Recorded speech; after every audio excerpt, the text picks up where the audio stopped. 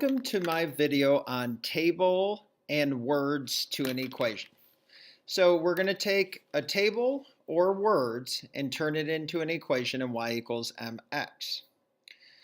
So when writing an equation from words or a table, find the rate of change. And we also call that slope. Take the rate of change, slope, and multiply it by each x value. If the result is the y value, then write the equation in y equals mx. So let's look at the first one, and I know as soon as I read the first one, you're probably going to be able to write the equation. But let me show you the process here.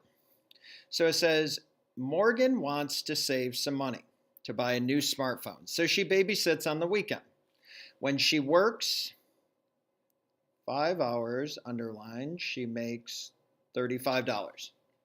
And when she works 12 hours, she makes $84. Represent her hourly rate, so how much she makes per hour, in a y equals mx function, where hours are represented by x, dollars are represented by y, and m represents the constant rate of change. And the constant rate of change here is going to be money per hour. So go ahead and write that, money per hour.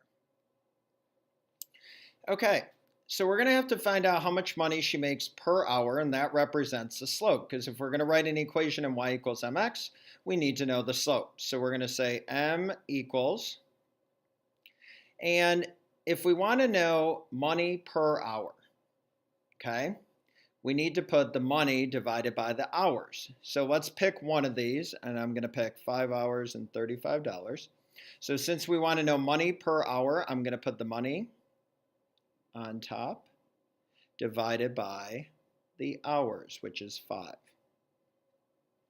And we know 35 divided by 5, we can divide top and bottom by 5. 35 divided by 5 is 7, and 5 divided by 5 is 1, so that means $7 per hour, because 7 divided by 1 is 7.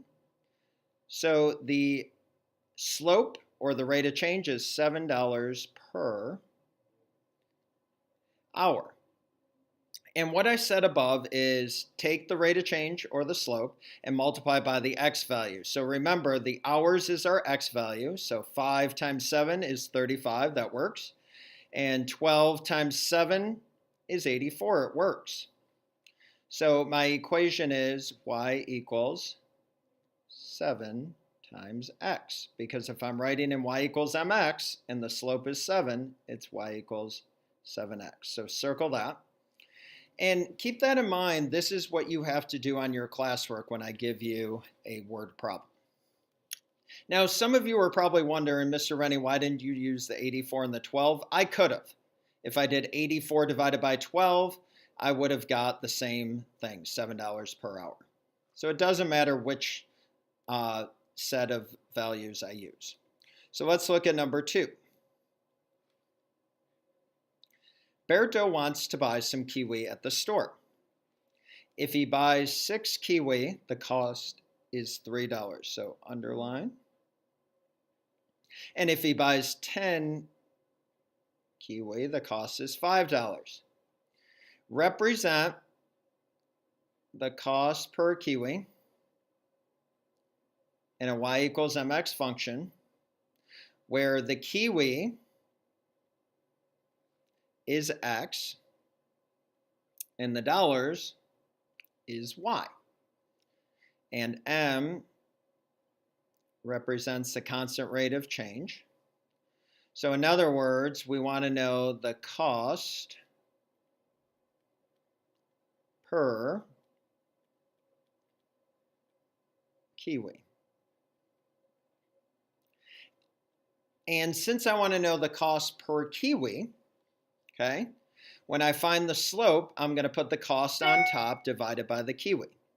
So let's write m, which represents the slope or the rate of change. And I want to do the cost divided by the kiwi. So it doesn't matter which one I use. So I'm just going to use this one. 6 kiwi costs $3. So I need to do cost divided by kiwi. So it doesn't matter, whoops, K-I-W-I. It doesn't matter what the order is up here. It matters what I want to know. And since I want to know cost per kiwi, then I have to put the cost on top. I don't always put the bigger number on top. It depends on what I'm looking for. So 3 divided by 6, we can simplify this by dividing top and bottom by 3. And 3 divided by 3 is 1. 6 divided by 3 is 2. So the slope is 1/2. But since we're talking about money here, okay, we can change this into a decimal.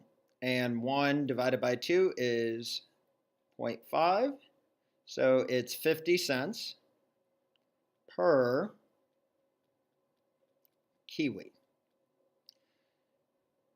Now, that is my rate of change or my slope. So now I have to write the equation. And I'm going to show you how to write the equation in 2 ways. But before we write the equation, let's make sure, remember, we got to multiply this by our x value.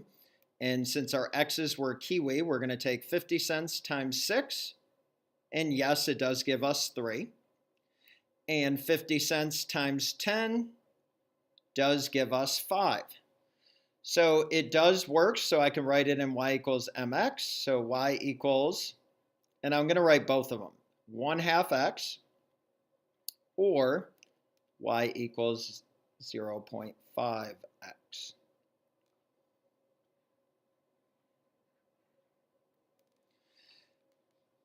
Okay, so that's what you do for word problems. So make sure when you do your classwork, you find the slope, and then you write the equation.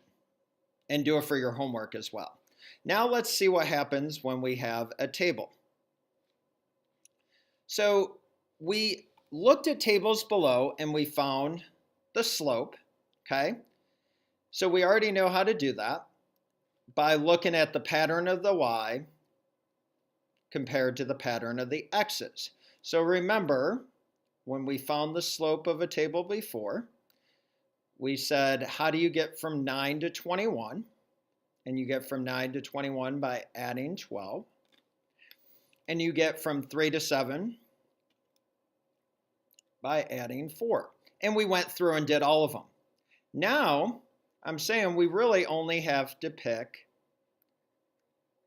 2 x's and 2 y's to do. Because, remember, when we found the slope of a graph, we only use 2 points. So really, we only need to use 2 points. So I'm using the ordered pair 3, 9 and 7, 21 to do this. So the rise on the graph would be up 12 over 4. So I would write this as change in y. So my change in y is 12, and my change in x is 4. Now that can be simplified. I must simplify it all the way. And I can divide top and bottom by 4. And that gives me 3 over 1. And we know that 3 divided by 1 can turn into a whole number of 3. Now let's make sure we multiply the slope by our x. 3 times 3 is 9. 7 times 3 is 21. 10 times 3 is 30. 15 times 3 is 45. So that means I can write it in y equals mx. So y equals, what was my slope? 3, and put it in front of the x. So y equals 3x. Okay, let's look at example number 4. Oh, let's go back to this and look here. Okay, you can tell that the pattern is times 3. 3 times 3 is 9, 7 times 3, 10 times 3, 15 times 3. So sometimes you can figure out what the equation is before you do all that work, okay?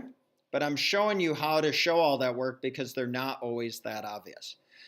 So let's look at this next one. So I'm going to pick 9, 3, and 15, 5. So let's find the pattern of the y's. So we're going to add 2. And here, to get from 9 to 15, we're going to add 6. And I only need to look at that. So change in y over change in x. So I need to put the 2 over the 6. And now I'm going to simplify. Divide top and bottom by 2. 2 divided by 2 is 1. And 6 divided by 2 is 3. So my slope is 1/3. Now let's make sure that 9 times a third is 3. And it is, because multiplying by a third is the same as dividing by 3. 15 times 1/3 is 5. 24 times 1/3 is 8. And 27 times 1/3 is 9. So I can write the equation in y equals mx form. So it's y equals 1/3 x. Okay, let's look at our final example here. So this time it's just turned sideways, so we still need to do the same thing, find the pattern of the y's. So 2.2 to 6.6. If you're not sure, you can always subtract them to figure out how far they are apart. So this one is actually 4 4/10 apart, so plus 4 4/10. And to get from 1 to 3 is plus 2.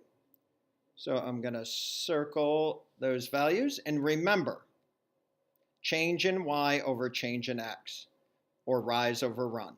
So my rise, or my change in y, is 4.4. And my x, or my run, is 2. I can divide top and bottom by 2. So 2 2/10 over 1. And now, since my pattern was a decimal, I'm going to leave my final answer as a decimal, so 2 2/10. And let's see, is 1 times 2 2/10 2 2/10? It sure is. 3 times 2 2/10 is 6 6/10. 10 times 2 2/10 is 22. And 12 times 2 2/10 is 26 4/10. So our equation is y equals 2 2/10 x. Now, if we were writing an equation and we didn't see 2 2/10, we saw fractions, we could take all the fractions and convert them to decimals to pick our correct answer. Okay, so that concludes our notes on tables and words to an equation. I hope you have a great day.